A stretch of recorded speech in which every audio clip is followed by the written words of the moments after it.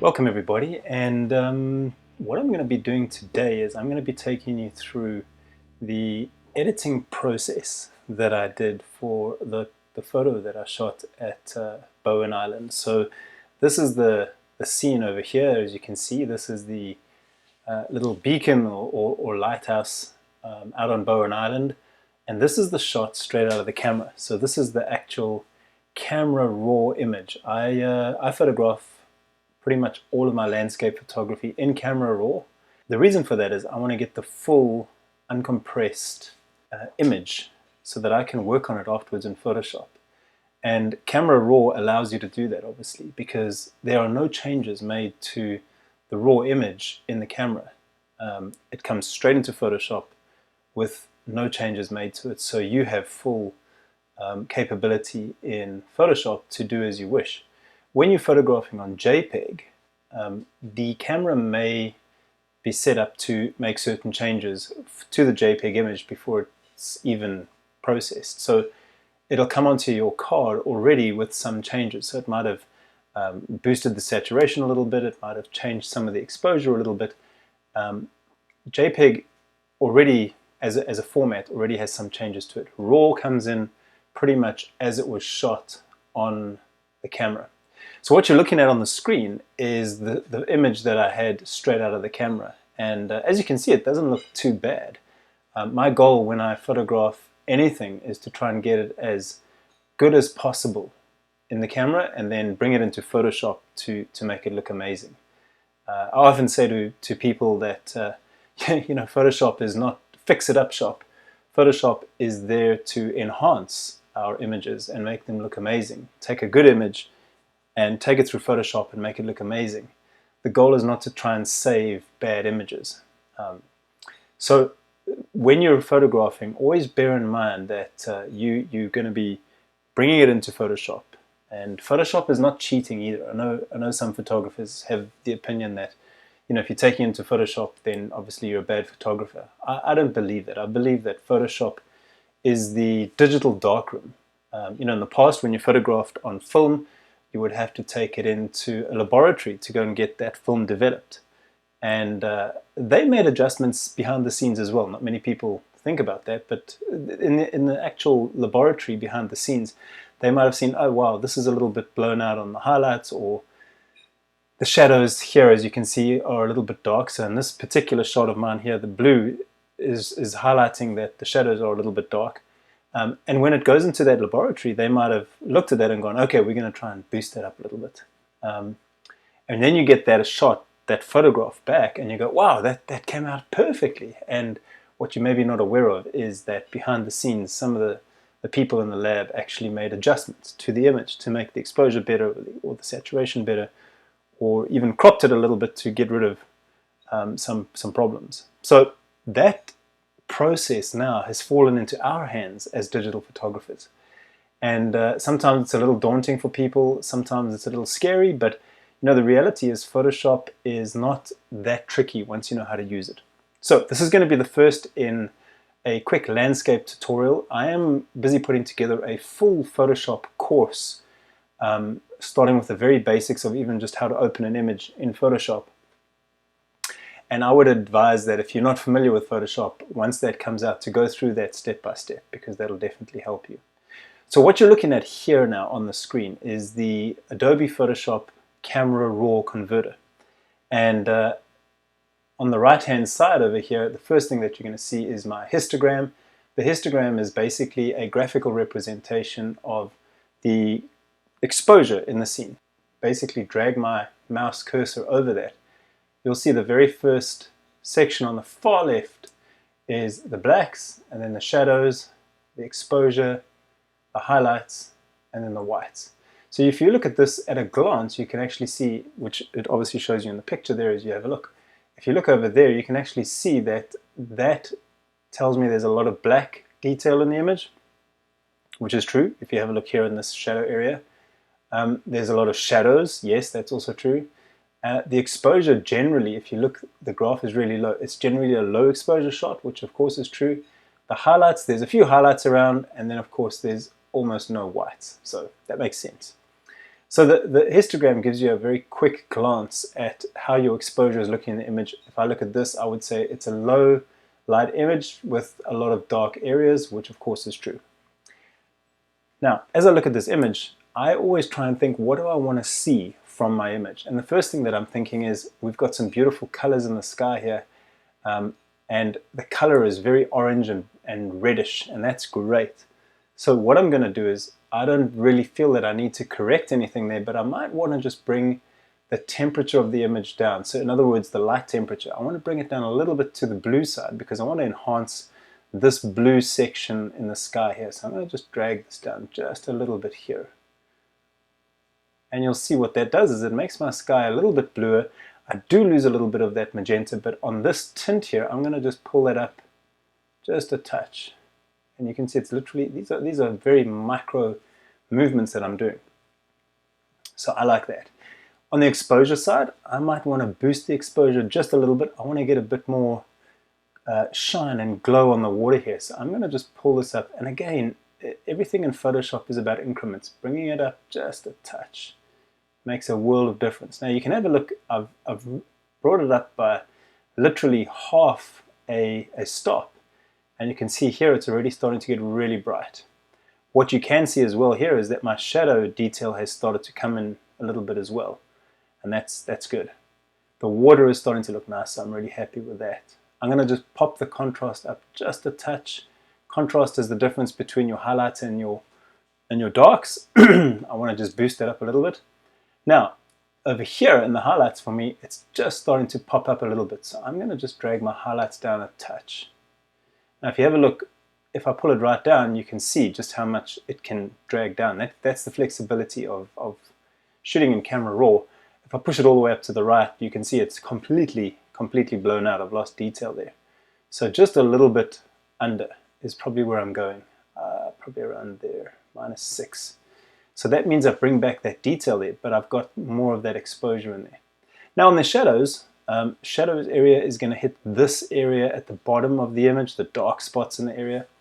I'm going to bring that up just a little bit. I'm not going to try and expose all of the shadows because if you have a look there, that doesn't look bad, but I might want to just keep it down a little bit. I don't want to have too much detail that's distracting. So I'm going to bring it back just a touch, maybe to kind of there, just so you can start seeing the detail. And it gives you a hint of where the detail is at. Now, because I've done that, you can see again my highlights have started to pull up a little bit. And if you actually have a look at the way Photoshop has designed this setup here on the right hand side, it's very intuitive. You go from exposure to contrast to highlights to shadows, and then of course if you've pushed the shadows up, the thing that you might want to adjust is your whites. If I zoom in a little bit here, you'll see that where you see a little bit of red, there's a small little red highlight there. It's telling me those areas are starting to overexpose. So I am going to then, using this tool for white, I'm going to just pull those highlights down a little bit. Not a lot, because if I go again too much, it overdoes it. I want to see a little bit of pop in the highlights, but not too much. So I think that's about right there. Now on the blacks, I can then adjust the blacks and also bring up that detail. And if you notice what it does, it's not quite the same as the shadows. It just pushes up the black pixels a little bit more. So I'm going to bring that up just a little because I want to have a little more detail in some of the rocks over here and some of the branches that were lying on that headland. It really kind of made it look really nice. Again, very subtle highlights, very subtle changes. Now, vibrance, this is a tool that I use fairly regularly. What I like about vibrance is that it saturates the pixels that are not completely saturated yet. So if you have a look at this image over here on the right, you'll see I think those are pretty much at their maximum saturation. So would these ones be up here. And I don't want to overdo that because if I start oversaturating it, they start looking really hot. Hot is kind of a colloquial term that we use in photography, but it means that it looks like it's almost neon, it's almost overdone. And I'll try and avoid that. So what I'm going to do is I'm going to use my vibrance here to just boost up some of those pixels that are not completely saturated. Now that looks pretty good to me. I've skipped these 3 items over here, and the reason is, once I've done my vibrance, I go back to these ones here and I start bringing in a little more detail into the shot. So now I can pull this up to see more texture. So where I might want to see texture is here in the headland. But I'm going to just pull this fully to the right and you can see what it does. It also starts bringing out some of the grain in the image. So I'm going to add a little bit of texture, maybe +5 somewhere, +6 is probably good. I'm going to do the same on the clarity just to bring that up a little bit. And what the dehaze tool does is it'll remove any haze that's in the image. So if I pull this fully to the right, if you have a look, you can see it kind of goes a little neon and a bit crazy. And if I put it totally to the left, you lose complete you lose complete detail in the shot. But on this one, I'm probably going to leave it at 0 because I don't really need to change much on that. I'm pretty happy with the way it looks. From a sharpening point of view, this image, because it was on a tripod, it was pretty sharp. And I always, if I want to sharpen, I always zoom into 100%. If you take a look down at the left, down at the bottom here, I am zooming into 100% so I can see what the effect is when I'm doing the sharpening. And I want to actually sharpen it up just a little. The sharpening here is at 40. We could probably go up to about 55, somewhere there. Just again, very subtle. I'm going to bring up the noise reduction just a little bit because there's a lot of shadow area in this image. We're going to see a little bit of noise. I'm going to bring up the noise reduction probably up to just 40, somewhere there. 39, 40 is good. And the noise reduction, I will normally bring that up to just about the same level as, at least the color noise reduction, I'll bring that up to the same level as the noise reduction. And that gives you a really nice look and feel on the image. I'm going to drop that box back. Now, I don't really do a lot of, in the color mixer, we can saturate different color channels in the image. So within this image, I've got reds, oranges, yellows, greens, aqua, whatever it might be. I'm going to zoom back out here. So remember, this is just my pre-edit in Photoshop RAW. Now, I've got a few blues, I've got a few magentas, I've got a lot of orange and reds. If I pull the reds up, and I've got a few different choices here. I can change the colors, I can actually increase the saturation, and I can increase the luminance on a color channel, which is really quite useful. So in other words, I could make the reds brighter, or I could make the oranges brighter. I'm going to start off with saturation. I don't really want to change the hue. Let me show you what that does. So what I'm going to do is I'm going to attack the reds here, and I'm going to say I want the reds to be perhaps more orange. And that's kind of what it does. I almost never use that, so I'm going to just get that back to 0. What I do use is selected saturation. So let's take the reds again as an example. If I pull the reds all the way to the right, you can see again it starts getting a little silly. But if I push them up just a touch, I start getting some really nice reds in there. I've got a lot of orange. I can pull that down if I choose to, right? So I can, if you look, I pull it all the way down, I can actually remove. You can just see how much orange is actually in the image. I don't want to do that. I want to boost it up just a touch. So I'm going to go up maybe to +3. The yellow is the same. If I pull this all down, I can see where my yellows are. So there's quite a few yellows there. I'm actually going to leave the yellows pretty much where they are. I'm going to go back to 0 there. I don't want to overdo them. There's very little, if any, greens in here. The aquas, normally aqua is in the water. Right now we've got a lot of just beautiful orange and yellow glow on the water, so we're not going to really see that. But what I am going to do is I want to boost up the blue in the sky. So I'm going to push the blues up just a little bit. Not a lot, because again, if I push them up too hard, it starts looking a little neon-y, so I'm not going to do that. I'm going to just push the blues up just a touch. Let's just see that aqua. Yeah, there's not much in the way of aquas there, so I'm going to just go back to 0 on that. So just push the blues up a little bit, and the purples, because we've got the purple in the sky there, actually probably more the magenta is what I'm going to look for in those clouds. I'm going to just boost that up just a touch. If I go too far, again, it's a little hectic. Just a little bit of a boost there. So now we can see immediately where we are. And if you have a look here now, I'm going to show you before and after. So this image on the left is before, and this is after right now. So you can see how I've kind of kept very true to it. I've added a little more change in the sky. The blue is a little bluer. The clouds have pretty much changed the same, but what you'll notice here is that on the headland here, there's a lot more detail that I've pulled out, and that's really nice to see.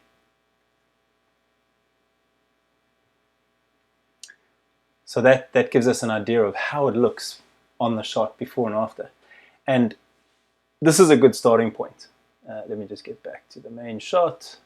The next thing I'm going to look at over here is I'm not going to do any split toning. In other words, split toning is where you can change the hue and saturation on your highlights or your shadows. I'm going to leave that pretty much as it is. On the optics, what I'm going to do here is I always click remove chromatic aberration. So what that means is sometimes there's some fringing around certain objects, and sometimes it might be around like the beacon over there, purple or green. I'm just going to remove that. I'll do that as a default. I can also then use corrections based on the lens that I've used. I very rarely use that, so I'm not going to worry too much about that. I'm not going to do any vignetting on this. There's already quite a strong vignette on it anyway. So in my camera raw now, if you look at it, I am pretty much done. I am not going to make any further changes in camera raw, but now what I'm going to do is I'm going to open this up in Photoshop, and I'm going to make some further subtle adjustments to the image. So let's open it up and see what happens. And here we are in Photoshop. Now, there's a few additional things that I do need to do to this image. For example, if I zoom in here, you'll see I've got a few little dust spots that I want to get rid of. There's some details on the headland here that I want to draw out. I might want to crop it a little bit. So I'm going to show you how we do this. The first thing that I'm going to do is I'm going to use my levels tool, again, just to tweak the exposure a little bit. So as a shortcut, I'm going to go Command or Control L, but the levels tool actually sits under, if you go to Image, Adjustments, and you click on Levels, you'll see the levels tool comes up. And again, it shows you the histogram. Of course, on the left-hand side, you've got your blacks. Over here, you've got your mid-tone or your exposure, and on the far right, you've got your highlights. So what you can see is I can adjust by each of these different segments. So I've got my highlights, I've got my mid-tones, and I've got my blacks over here. So black, mid-tone, and highlights. Now, what I'm going to do is I'm probably just going to pop the highlights up just a little, and you'll see it gives it a nice adjustment there. I'm also then going to probably bring my mid-tones up just a touch as well, just to do that. And then, of course, I'm going to bring back, pull the blacks down a little bit as well. So now we've got some really good exposure on this image. We've got some nice detail here, not too much. We've got some nice brightness on the water, but again, not overexposed. And we've got a really nice highlight in the middle here. So I'm all good with that. I am then going to do my cleaning up on some of these areas here as well. I'm going to get rid of some of these little dust spots. So I'm pressing the Command and plus button on my keyboard, or Control if you're on a PC, Control plus. And I'm going to use my spot healing brush tool. I'm going to click on that. And generally what you want to do, you'll see it comes out as a brush tool. That round circle is basically showing you that you have a brush. And if you do square brackets up and down, your brush can go bigger and smaller. Now, what I'm going to do is, to get this really effective, if I go too big, it'll start affecting too many pixels. So really, your brush wants to be just a little bit bigger than the area you're trying to adjust. So you can see I just hold it over the little dust spot, and I click, and it'll get rid of that really quickly for me. So there, and I'm just going to go through these and click. You can see it replaces the cloud, and you won't even notice that that's been removed if it's the right size. Again, there and there. Let's just see if there's any others floating around there. I don't see anything else. Oh, there we go. There's some there. And that one there. So I kind of look around, particularly in the highlight areas. So in the sky, you're going to see it, and you'll certainly see it on the water. There's some there. There we go. There, and there, and there, and there's one there. Now, dust spots come onto your sensor no matter what. there's very little you can do to avoid getting dust spots on the sensor, unfortunately. I think we're all good there. Okay. You won't really notice them in this sort of area here. I mean, that could potentially, that little area there could be a dust spot, but reality is it's probably just a rock. So I'm not too worried about that. Now if I go back and close it out, yep, that's looking good. What you do notice up here is I've got a bit of a vignette here, so I'm going to try and fix that. And again, I can use my spot healing brush tool. I'm going to make it a little bit bigger. And all I'm going to do is I'm just going to click and drag it over that corner. And you can see how really effectively that clears up that vignette. I'm going to just do the same sort of thing there a little bit. Yep. So that helps me just make that vignette not as pronounced. So spot healing brush tool, great tool for taking out any of these little problems that you might have. Now, I want to do some specific adjustments on this image. So for example, I might want to bring some of that down, that highlighting down there, but I also might want to highlight and bring up a little more detail around the edges here. There's some really nice water over here, and there's some really nice rocks that I might want to pull out. Now what I'm going to use over on the right hand side here on my toolbar is my dodge and burn tools. Now if you have a look, if you hold over each tool, as you scroll down, it'll tell you what it is. So we'll get down to the point where you see your dodge tool, and if you right click, the tools that are underneath that tool will pop up. So I've got my dodge tool, I've got my burn tool, and I've got my sponge tool. These are really interesting tools. The dodge tool will help you to make that specific area, and again it's a brush tool, so you'll brush over a certain area, and we'll see how that works in a minute. You'll brush over that area, and the dodge tool will increase the brightness. The burn tool is pretty much as it says, it's going to burn it, it's going to make it a little darker. And then the sponge tool is actually about increasing the saturation. So you've got three different choices up here. I'm going to start with the dodge tool. I'm going to make some of these areas a little bit brighter. So I've clicked on the dodge tool, and if you have a look at the top here, this is called the option bar right at the top. Now the option bar and the toolbar, the tools that you choose, are always linked. So no matter which tool you click on, you will always see an option bar relating to that particular tool. At the top here, the first thing that I'm going to see is I've got my brush size, so I can change the brush size over there, and the hardness of the brush. So do I want the brush to be very soft and gentle, or do I want to have very delineated edges around the brush? Most of the time I'm using a very soft brush.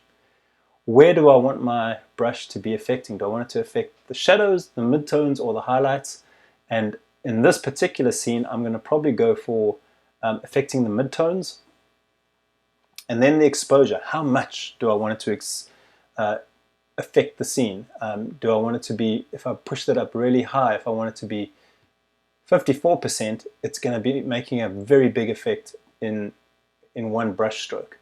So I normally try and keep that as low as possible. Let me show you though how this works. So I'm going to increase my brush size again using my square brackets. And if I just make a quick click, one click on there, if you have a look there, you can see immediately how that's affecting my image. And that's a little too much initially. So I'm going to just go back in my history and get rid of that.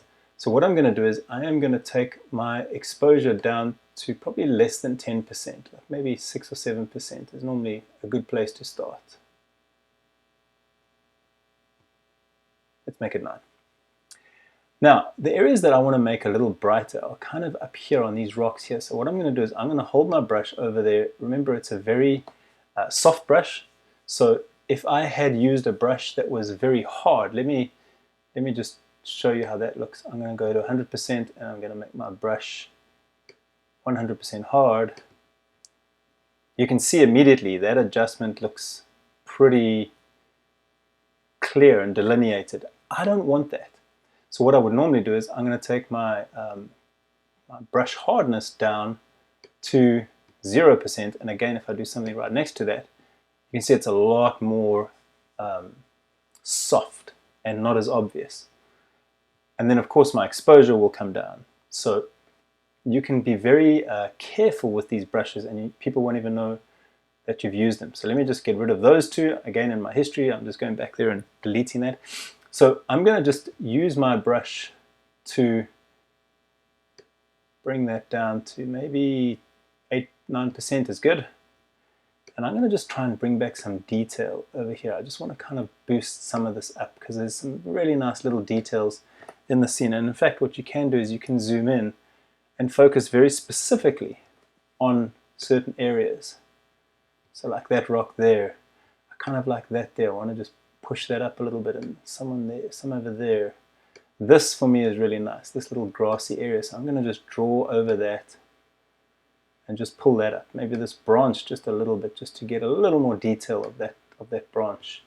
Again, very subtle. I'm at 9%, right? So I'm not going to be doing any major adjustment that people are going to go, oh wow, this thing looks totally photoshopped. So there, just in these little channels here, I'm just going to just boost a little bit of the water, just to give you that nice feel and the detail of it, right? Down here, I'm going to do the same, just along the edges here. I'm just going to boost that just a touch. Just there is looking, I kind of like that little bit of grassiness and those little flowers there. It looks fantastic. Now when I zoom back out, there's just a little bit of detail there now that I can actually spot. Maybe actually a little bit over here as well. So I'm just holding down and dragging it over there. And you can see it starts coming back really subtly. That's the point. It's got to be subtle.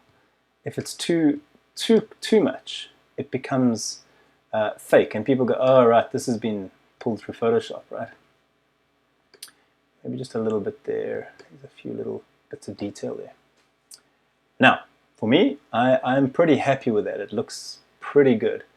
I'm going to show you what we started with. So when I opened this image, let's go back there. That's what we had. And this is where we are now. So again, subtle changes from out of camera raw, but really some really nice differences. Now what I want to do is, if you have a look at this headland here, there's a little bit of haziness along there, right? A little bit. I want to just make sure that those are all nice and uniform and dark. So what I'm going to do is I'm going to zoom out a little bit. I'm going to go back to my dodge and burn tool. I'm going to go to my burn tool. And then I'm going to say to my burn tool, I want you to only attack the shadows. So in other words, if I drag it over the highlights, there shouldn't be any difference. I am going to make my brush a little bit smaller, and I'm just going to drag it, what am I, 10%? Yeah, my exposure is at 10%. I'm just going to drag it over that headland there, a little bit there, and along here. Now 10%, I'm not making significant adjustments with one sweep, but again, it's the combination of a few times of doing that. Now if we have a look at that,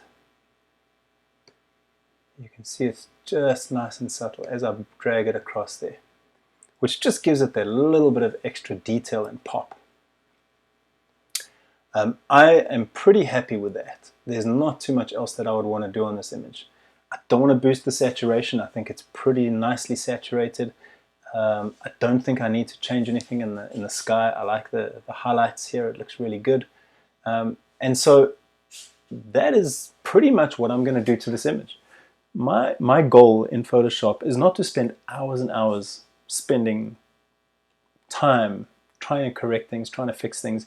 My goal is to bring it into Photoshop, make a few really good, clean adjustments so that the image looks better. The goal is always to make it look better. And it has to look realistic as well. And pull out the things that I really think are important, like some of the details here in the headland, which I felt really add some value to it. What I'm not too excited about right now is some of this. This looks a little messy at the bottom here. So the last thing that I'm going to do, I'm going to crop this image a little bit. And so I'm going to hit the C on my keyboard, and that's going to bring up my crop tool. At the top here, I'm going to drop down this first box that says what is the ratio that I want, and I'm going to go to the front image ratio. What that means is it's going to take the ratio of the image that I've already got there. And then I can just drag it in a little bit. So what I'm going to do is I am just going to drag it in to there. Now what you'll notice here is I've got a grid with the thirds on it, and that kind of fits really nicely into my thirds. I am not a stickler for the rule of thirds, that everything has to be on a third. As you can see, my horizon line is pretty much almost in the middle of the image, and that's okay. But my subject is sitting nicely on a third, and that's helpful. I've gotten rid of some of the clutter on this side. I might actually just move this over to there, which I think gives it a different look and feel. I'm going to hit enter to say yes, that's the crop that I want, and there it is. And so what I'm going to do from there is I'm going to save the image, and then it's ready to publish. So those are the quick steps that I do in my landscape images. I don't do a lot of sky replacement. I don't do a lot of heavy lifting as such. I try and keep it as quick as possible, because the goal is, for me as a photographer, I want to be out photographing. I don't want to be out spending time taking photos and then coming back and spending hours and hours in Photoshop afterwards. My goal is to always be out photographing. And so this is a very quick tutorial just to give you an idea of what I do in Photoshop. I'm going to do more detailed instructions on this and give you some more detailed ideas on how to really make your landscape images pop. But this is just a nice and quick tutorial on that image that I shot at Bowen Island. So thanks for watching. I really appreciate it. I hope that you've learned something. And of course, as always, hope you can subscribe, and I hope that you've learned something here. And my goal as always is to get you getting better images with your camera. And in this case, hoping that you're getting better images by using Photoshop more effectively. Always want to hear your comments and your views, so drop them down into the comment section below, and let's keep chatting. See you guys soon, and happy shooting.